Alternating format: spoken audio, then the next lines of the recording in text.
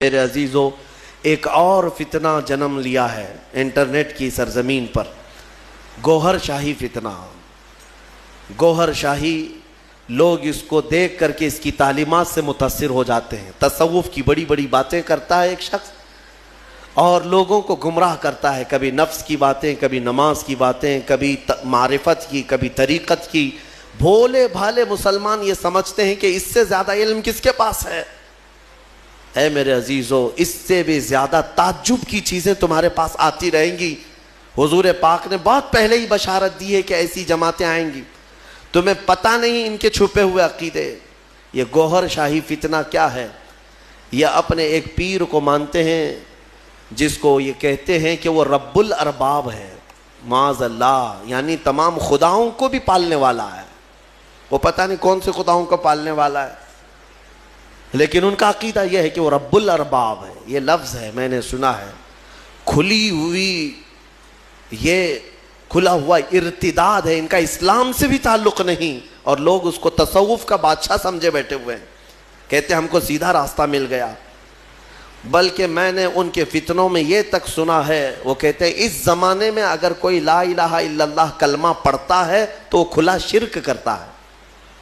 اب یہ کلمہ نہیں چلے گا، گوہر شاہی کلمہ چلے گا، اس کے پیر کا کلمہ چلے گا، نعوذ باللہ من ذالک۔ نبوت کا بھی قریب قریب دعویٰ انہوں نے کیا ہے۔ اور جانتے ہیں یہ گوہر شاہی جو ایک فرقہ ہے، ریاض نام سے کوئی ان کا گرو گھنٹال ہے، اس کو اس بڑی پیمانے پر مانتے ہیں کہ یہ تسبیح میں کیا پڑھتے ہیں؟ ہم تو سبحان اللہ کہتے ہیں، وہ سبحان الریاض کہتے ہیں، نعوذ باللہ من ذالک۔ میں بھولے بھالے سنی مسلمانوں کو سمجھانا چاہوں گا کہ صرف جو دکھنے والی چکا چوند ہے اس پر مت چلے جانا۔ ان کا چھپا ہوا زہر اتنا خطرناک ہے کہ تم بے ایمان ہو جاؤ گے، کفر کی موت مر جاؤ گے، تمہیں پتہ بھی نہیں چلے گا۔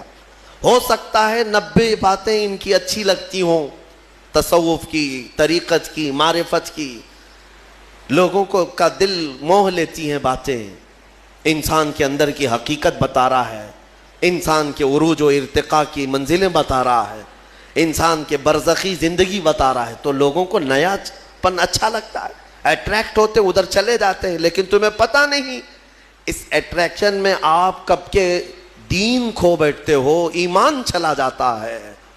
جو شخص دنیا میں اپنے پیر کو یہ عقیدہ رکھتا ہو کہ یہ رب الارباب ہے، یعنی رب کو بھی پالنے والا ہے، معاذ اللہ، اور یہ عقیدہ رکھتا ہو کہ تسبیح اسی کی پڑھی جائے گی، اور یہ عقیدہ رکھتا ہو کہ کلمہ اس زمانے میں لا الہ الا اللہ پڑھنا کھلا شرک ہے، نعوذ باللہ، پھر اس کا دین اسلام سے کیا تعلق ہے؟ یہ یہودیوں کے پالے ہوئے وہ لوگ ہیں جو اسلام کو پڑھتے ہیں اور اسلامی لباس پہن کر کے ہماری جماعتوں میں آتے ہیں۔ لہٰذا میں سب کو الرٹ کرنا چاہوں گا، اس فتنے سے اپنے آپ کو بچاؤ۔